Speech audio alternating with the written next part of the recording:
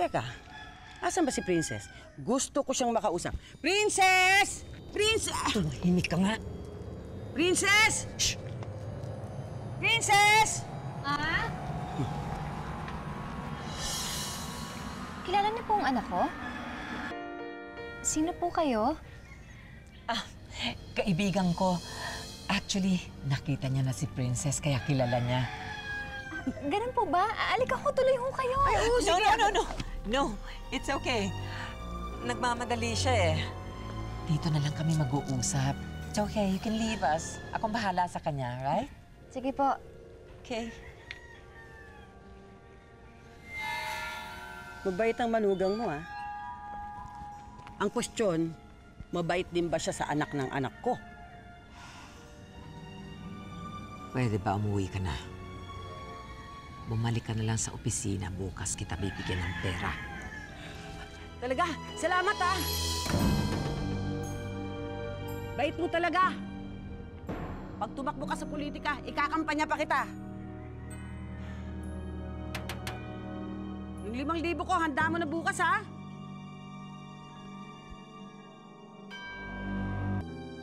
O ano yung itsura nung kaibigan ni Mama na Lorna Tolentino daw ang pangalan? Simple lang. Sa itsura niya, mukha siyang hindi mayaman. Paano kaya sila naging magkaibigan? Ay, nako, Han. Si Mama maraming kaibigan yan. Mahirap, mayaman. Kaya... Pero hindi yung katulad ko na nanggaling sa hirap. Eh kung ako nga hanggang ngayon naninimbang pa rin sa mama mo eh. Saan kaya sila nagkakilala? Paano kaya sila naging magkaibigan?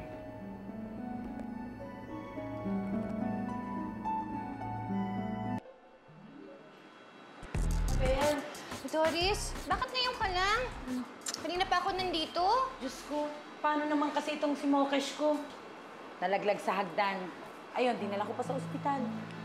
Oh, kamusta na yung pamangkin ko? Eto nga, okay naman na siya. Medyo may mga pasapasa.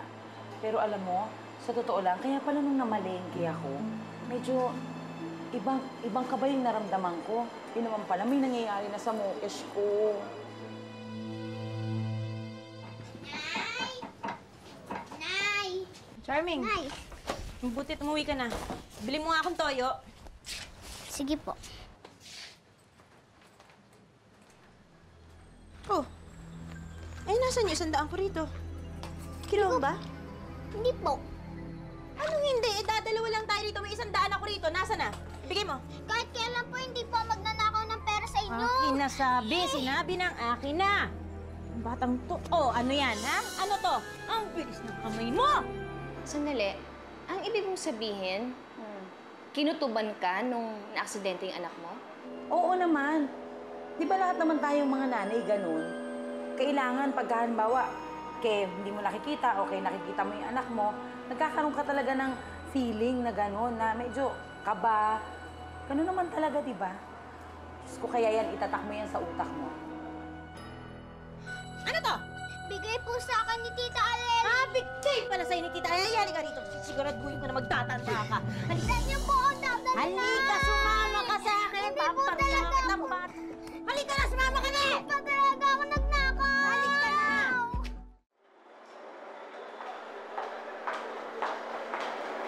Kayo ba si Aling Loretta? Ako nga. Asan si Doña Amparo? Hindi niyo kayo mabababa, pero ito po yung hinihingi niyo.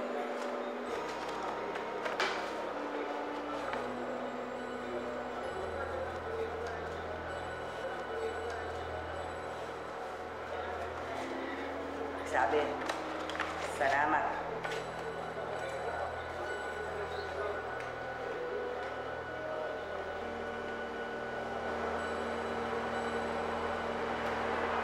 Morning, sir. Sino yun? At ba't binigyan mo ng pera?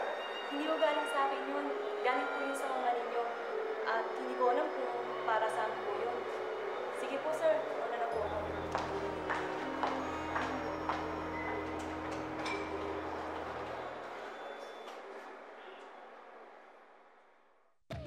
Ano, Pres, may gustuhan ka? Wala pa eh. Ay, eto. Miss, meron pa kayong size nito? One size lang, ma. Okay. Uy, Preston, tingnan mo, oh. Ang ganda-ganda. Bagay na bagay kay Charming. Kaya alam, wala na akong pera eh. Talaga bang anak ni Mama Bel mo yung batang yun? Oo nga, di ba kinuwento ko na sa'yo? Pangit pala na pangasawa ni Sir Enrico mo. Ay nako, hindi ah. Sobrang ganda kaya ni Mama Bel. Kapag nakita mo yun, baka maglaway ka pa. Talaga? Bakit pangit yung anak niya? Sinong kamukha nun? Oo nga, no. Bakit nga ba nagkaroon ng anak na pangit si Mama Bel?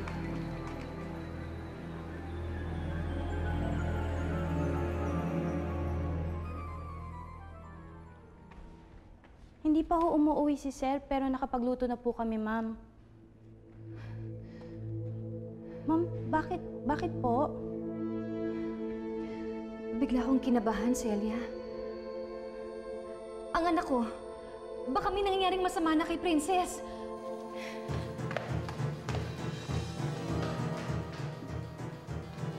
Eh, ano namang masamang mangyayari doon?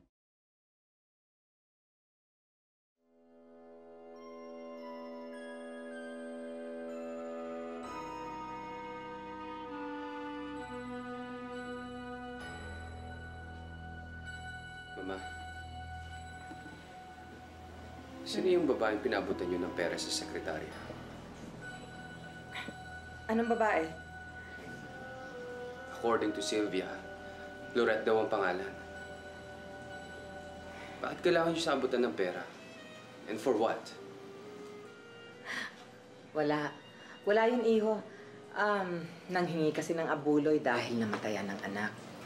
So, binigyan ko. Yun lang yun.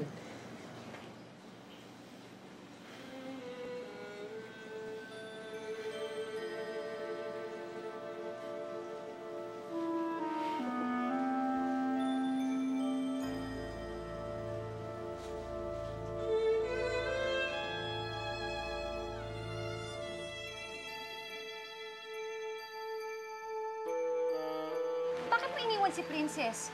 Di ba kabiling-bilinan ko sa'yo na wag kang hihiwalay sa kanya? Nasaan ang anak ko ngayon? May klase pa ho kasi si Princess, kaya lumabas lang po muna ako sandali. Nasaan ang classroom niya? Ayan po, Ma'am. Mami!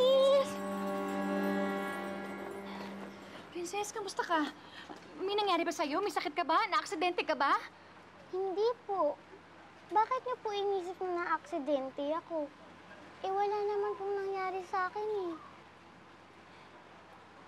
Pero masaya po ako kasi sinundo niyo ako. Ibig sabihin, mahal niyo po ako.